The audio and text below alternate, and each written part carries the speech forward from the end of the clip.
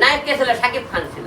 একা নায়িকা, তার নায়ক ছিল শাকিব খান ছিল। পলি নায়িকা কে ছিল? শাকিব খান ছিল।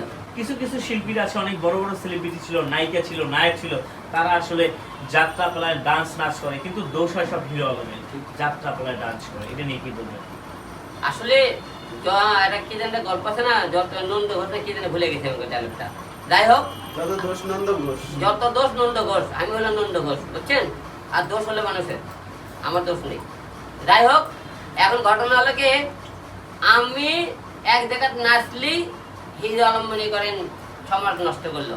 আবার এই স্টাররাই দেখেন আবার বড় বড় মনে করে সার্কাসে যাইতেছে, মনে করে স্টেজে প্রোগ্রাম করতেছে, ওই একই মেয়ে একই স্ট্যান্ডে। আজকে আলম গেছে, কালকে আরেকজন গেছে, কালকে মুই গেছে, আর মেয়ে আরেকজন গেছে। আমরা দুইজন আপনি প্রত্যেকটা শোতে দুইজন করে এক একটা আর্টিস্টে যাইতে পারি যে কোনো জায়গায় প্রোগ্রামে। আলম গেলি ওই জায়গায় সমাজ নষ্ট, আর ওই জায়গায় গেলে আলম দেখে আলম সিনেমা মানে কয় কি, আলমের সিনেমাটা নর্মাল সিনেমা, নাটক বানাই আলো। আলমের সিনেমাকে হলে চলে, তাই বলে হলে না চলে আমি কি কুটি চালাই, আমি কি কারণ বাজার বসি দিলে দেখাই পরিচিতি।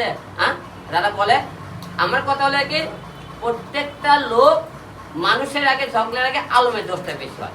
এই জন্য আলমের যখন দোষ, ঠিক আছে আলমে একাই চলে, তোমার আমার জিনিস দেখো না, আমি আমার মতো চলি, গান বানাই, নাটক বানাই, আমাকে ভালো লাগলে দেখো, নাহলে স্কিপ করে চলে দাও, স্কিপ করে চলে, আলমা গালি দিও না। তার মানে আপনি কি বলতে চাচ্ছেন আপনার নামটা ইউজ করে ভাইরাল হওয়ার জন্য কিংবা ট্রেনিং এ থাকার জন্য?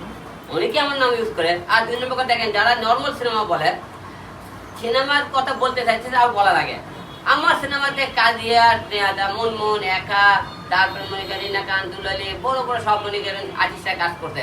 সাকিব খানের সাথে কিন্তু মনে করেন রিনা খান কাজ করতে, কাজিয়া কাজ করছে না। তারপরে মনে করেন মুনমুন কাজ করতে। মুনমুনের নায়ক কে ছিল? শাকিব খান ছিল। একা নায়িকা, তার নায়ক ছিল শাকিব খান ছিল। পলি নায়িকা কে ছিল? শাকিব খান ছিল।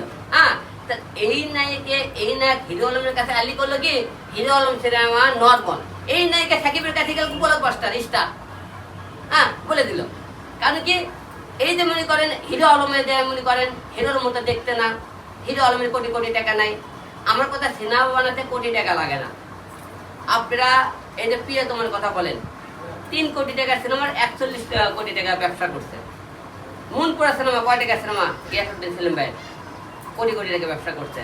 তা সিনেমা তো ভাই গল্পে কখন কাটলে বলার নাই। তা আপনারা না দেখেই মনে করেন অনেক লোক যে সিনেমা দ্বারা বড় বড় কথা বলে, তারা তো নাটক বানায় সিনেমা চালাইতেছে। যারা নাটক বানায় সিনেমা চালাইছে, একদিন পারলে আপনারা প্রতিযোগিতা আসেন।